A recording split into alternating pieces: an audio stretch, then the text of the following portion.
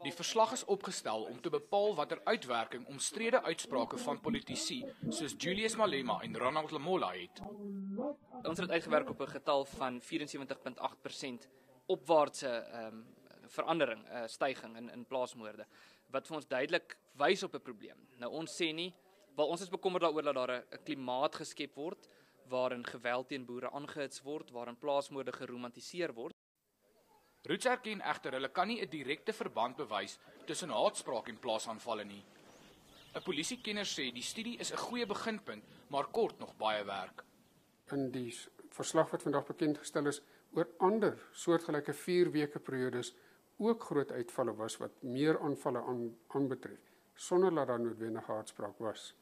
So die studie kan nie in daardie opsig as 'n bewys dien, wetenskaplik, dat dit wel so is nie.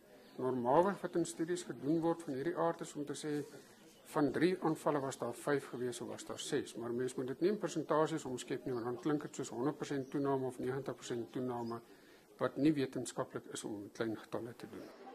Zin sê daar is 'n rede hoekom plaasaanvalle dikwels meer gewelddadig is as ander rooftogte. In plaasaanvalle is daar normaalweg 'n gemiddeld van 8 aanvallers betrokke, waar daar teenoor huisrowe byvoorbeeld gemiddeld van 4 is.